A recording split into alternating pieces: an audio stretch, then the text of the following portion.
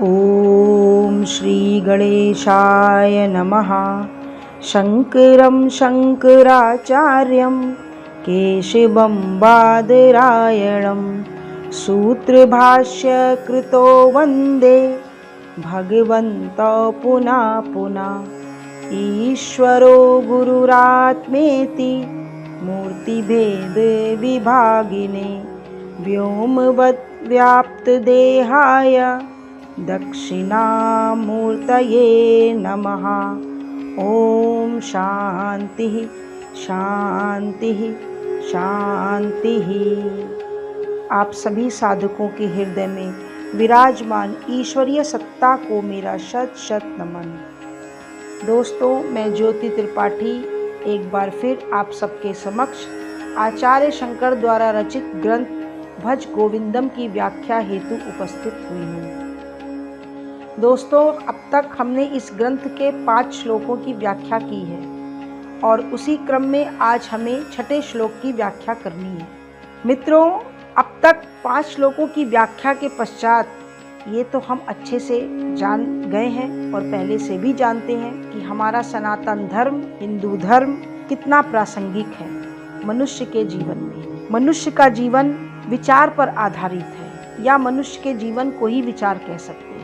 पूरा जीवन एक विचार ही है और हमारे धर्म ग्रंथों में हमारे ऋषि मुनियों द्वारा जो भी कुछ बताया गया उसके मार्गदर्शन में ही मनुष्य अपने जीवन को सुचारू पूर्वक, सुगमता पूर्वक और सुंदरता पूर्वक जी सकता है। आचार्य शंकर के प्रत्येक श्लोक में हमने जीवन में आने वाले भ्रांतियों को, दुखों को दूर करने के उपायों को जाना है। हमें अपनी बुद्धि का प्रयोग कैसे करना चाहिए, हमें जीवन को जीवन के लिए भोग संपत्ति किस तरह और कितनी इकट्ठी करनी चाहिए, जीवन का संतुलन कैसा होना चाहिए, इन सब बातों पे अब तक हमने विचार किया। आचार्य शंकर के श्लोक बेहद जीवन की कड़वी सच्चाइयों को बताने वाले हैं, लेकिन दोस्तों ये कड़वी सच्चाइयाँ हमारे जीवन के बेटर ट्रीटमेंट के लिए बिल्कुल वैसे ही उतनी ही लाभकारी हैं, प्रासंगिक हैं, जैसे एक डॉक्टर कड़वी दवाई के द्वारा हमें शारीरिक स्वस्थ लाभ देता है। आचार्य शंकर के श्लोक की व्याख्या हर बार हमें कुछ विचार करने पे, कुछ सोचने पे, हमारे विवेक को जागृत करने पे हमें मजबूर करती है। इसीलिए ये जीवन के कड़वे सत्य कड़वे जरूर हैं, लेकिन ये हमारे जीवन के लिए बड़े उपयोगी हैं। हमारे अंधेरे में जिस तरह एक टॉर्च हमें जैसे जैसे हमारे कदम बढ़ते जाते हैं, टॉर्च की लाइट हमें मार्गदर्शन प्रकाश का देती जाती है, बिल्कुल वैसे ही ये श्लोक जो हमने अब तक पढ़े और सत्यता को जाना, भ्रम छूटने के लिए हमारे पास एक टॉर्च का काम करने वाले हैं। तो आइए इसी श्रृंखला को आगे बढ़ाते हुए श्लोक संख्या 6 का हम पहले उच्चारण करते हैं और आप सब भी हमारे साथ उच्चारण करें। यावत् पवनो निवसति देहे तावत् पृच्छति कुशलं गेहे गतवती वायु देहापाये भार्या बिभ्यति तस्मिन् काये भज गोविंदम गोविंदम भज मूढ़मते।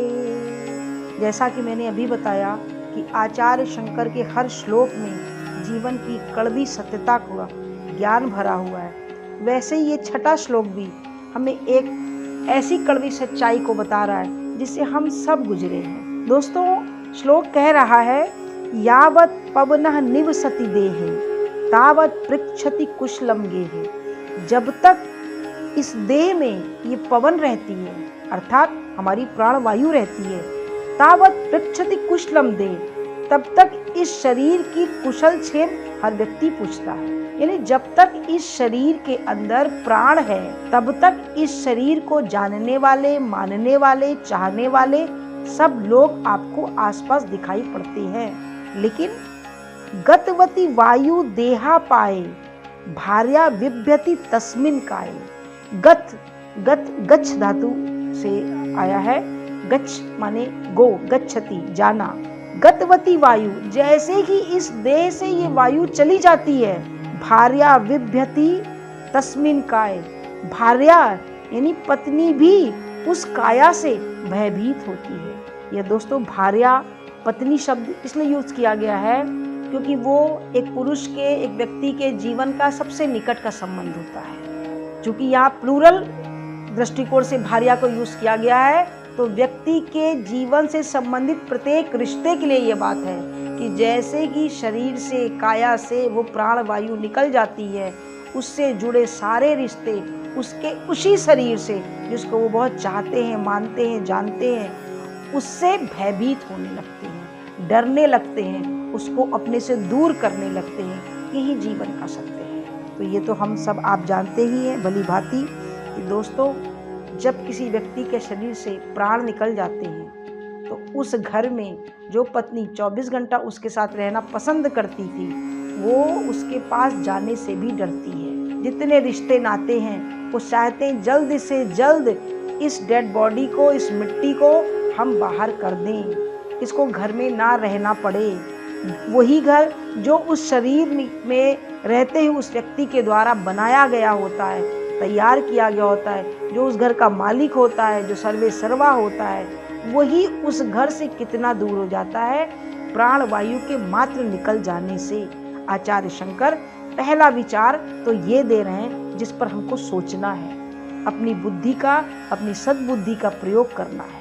पहला विचार ये है। दूसरा विचार आचार्य शंकर क्या कहते हैं, आखिर ये वही व्यक्ति है, वही कान है, वही आंख है, वही नाक है, वही सब कुछ है, लेकिन ये बोल क्यों नहीं रहा, ये चल क्यों नहीं रहा, इसमें कोई गतिशीलता क्यों नहीं है। हमें इस पर विचार करना चाहिए, हमें सोचना चाहिए।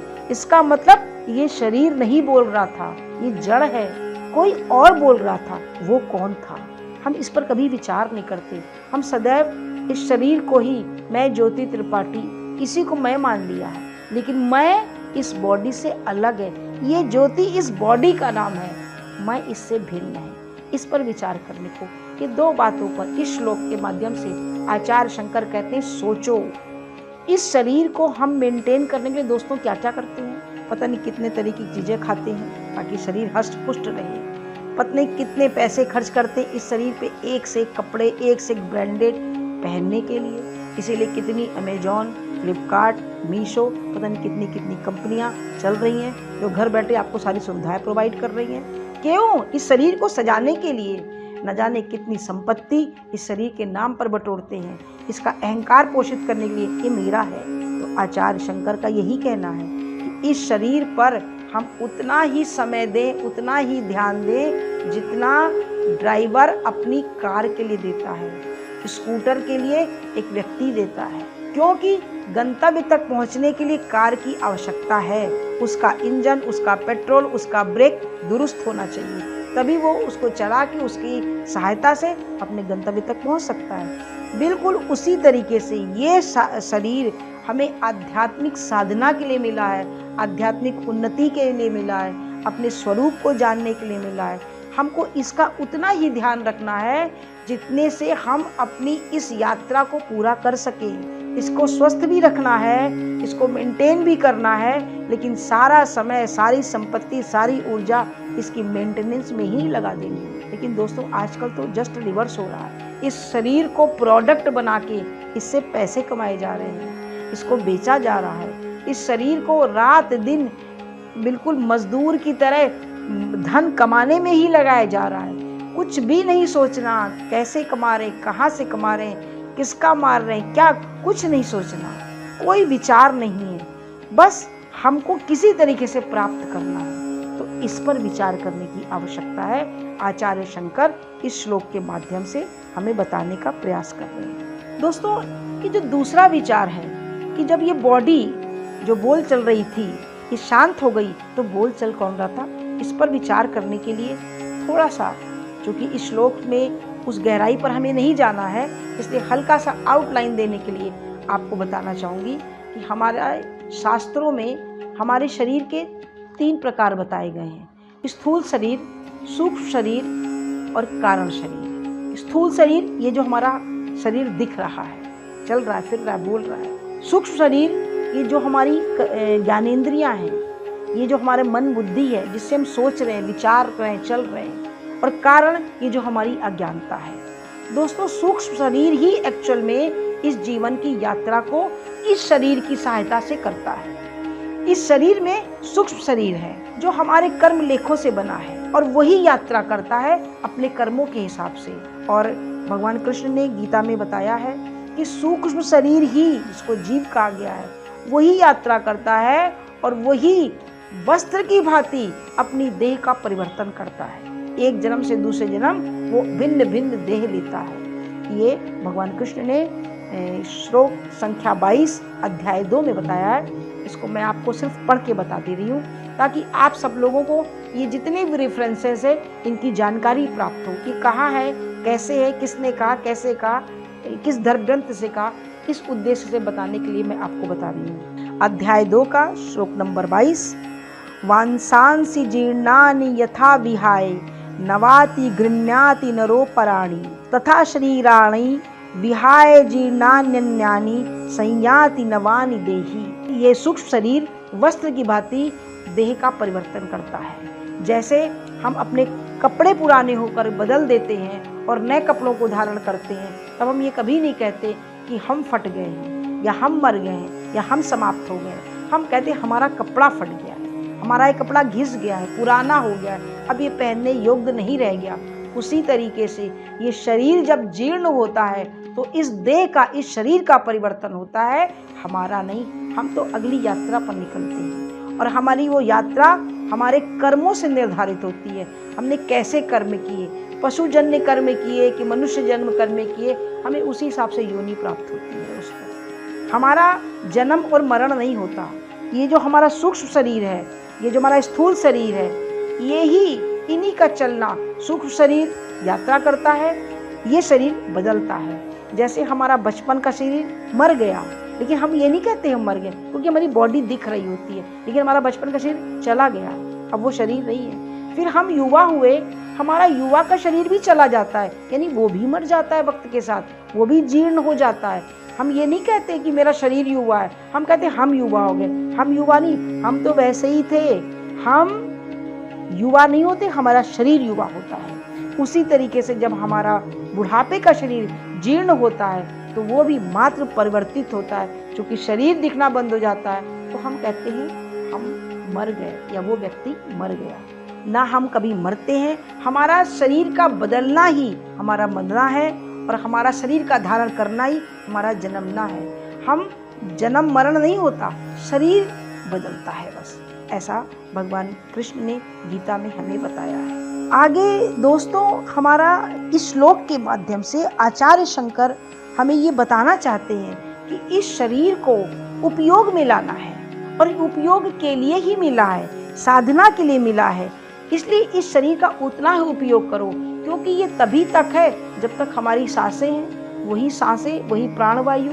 हम बार बार कह रहे हैं कि हमारी सांसें हमें गिनी हुई मिली है। हम बार बार कह रहे हैं हमारा ये शरीर हमें गिफ्ट के रूप में मिला है। परमात्मा इसको वापस लेंगे, कब लेंगे ये भी हमें नहीं पता। जब हम इन चीज़ों को बार बार दोस्तों कह रहे हैं तो इसका मतलब है कि हमें इस शरीर पर उतना ही मेंटेन करना है, वरना मिट्टी होते ही ये शरीर से लोग भयभीत भी होते हैं और इसको अपवित्र भी समझते हैं। उस मिट्टी को अगर कोई छूता है तो फिर स्नान करना पसंद करता है, शौच आदि क्रिया करता है।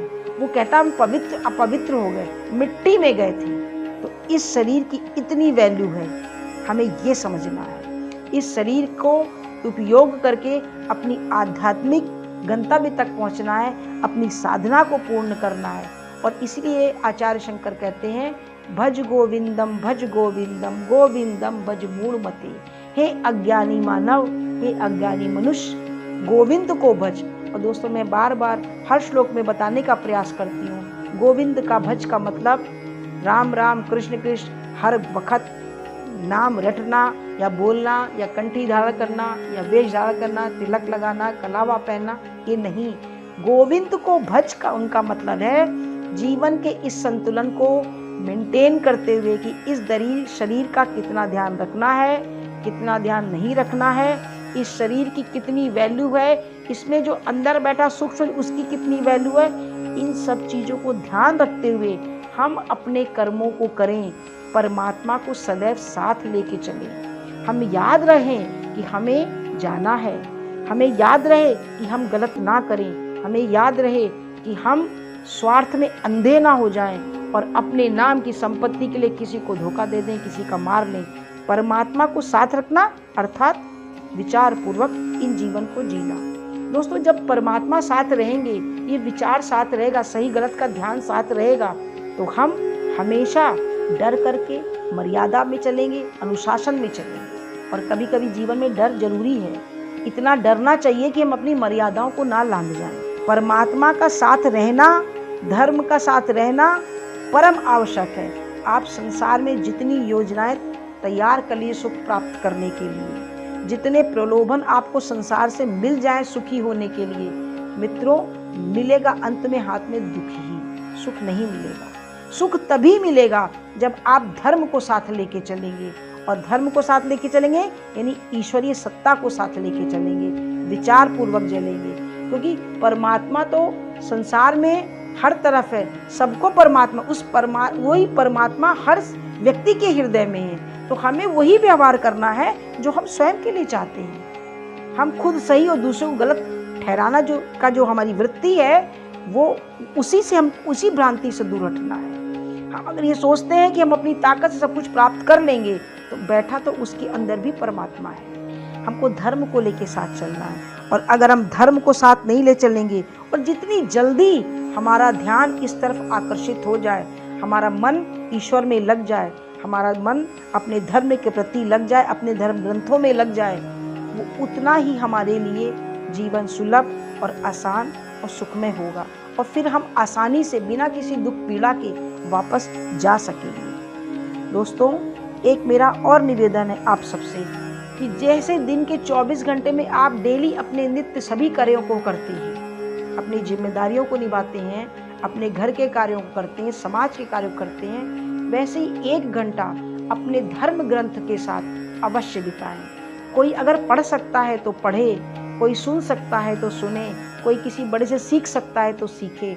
हमारे पास आजकल इंटरनेट के माध्यम से बहुत साधन है। धर्म को साथ लेके चलेंगे तो बिल्कुल वैसा ही है जैसे अंधेरे में आप टॉर्च लेके चल रहे हैं, बारिश के दौरान छाता लेके चल रहे हैं। आप बचेंगे, आप जैसे जैसे कदम बढ़ाएंगे, टॉर्च की लाइट आपको प्रकाश देती जाएगी। आप जैसे जैसे छतरी को लगाए रहेंगे, आकाश की डायरेक्ट बूंदें आप पर नहीं आएंगी। आपके प्रारब्ध में जो है वो आपको मिलेगा, निश्चित रूप से मिलेगा, लेकिन आपको उससे उबरने में धर्म बिल्कुल सच्चे दोस्त की तरह, माता पिता की तरह, हमारे धर्म ग्रंथ हमारी माँ के समान है। इसलिए अपने धर्म ग्रंथों को अवश्य पढ़ें। जो नहीं पढ़ सकता है वो इंटरनेट से सुने, कोई सत्संग जा सकता है तो सत्संग जाए। ईश्वर को सदैव साथ रख के चलिए। दोस्तों, आचार्य शंकर हर श्लोक में भज गोविंदम गोविंदम भज मूढ़मते, ये बताना इसीलिए चाहते हैं जो हमारे धर्म ग्रंथ हैं वो हमको अपनी व्याख्या के द्वारा, ऋषि मुनियों के अनुभवों के आधार पे जो व्याख्या उन धर्म ग्रंथों में की गई है, उसके द्वारा वो हमें बताएंगे कि जीवन को जीना कैसे है, तुम्हें चलना कैसे है, यहाँ पर स्थायी क्या है, अस्थायी क्या है, सही क्या है, गलत क्या है, और तभी हम इस जीवन में आगे चल सकते हैं। अन्यथा अंततः हमको चाहे कितना भी कुछ प्राप्त हो जाए, हमें एक खालीपन महसूस होगा। हमें पूर्णता का प्राप्त करनी है तो हमें अपने धर्म को साथ लेके चलना है। एकमात्र आपके बचाव का संसार में भी और संसार के बाहर भी अगर कोई रास्ता है आपको जो बचा सकता है, जो आपको सुरक्षित कर सकता है, तो आपका धर्म ग्रंथ है। आपके धर्म में दी हुई शिक्षाएं हैं, आपके ऋषि मुनियों की वाणी है। आपको धन संसार में आत्मविश्वास देता है, संसार में धन जीवन को जीने के लिए आवश्यक होता है, लेकिन हमारे जो धर्म ग्रंथ की शिक्षाएं हैं वो हमको कम होने पर भी जीना सिखा देती हैं, ना होने पर भी सिखा देती हैं, और बहुत होने पर कैसे संतुलित करना है ये भी बता देती हैं। आज के अंक में इतना ही, शेष फिर। ओम पूर्णमदः पूर्णमिदं पूर्णात् पूर्णमुदच्यते पूर्णस्य पूर्णमादाय पूर्णमेवावशिष्यते। ओम शांति शांति शांति।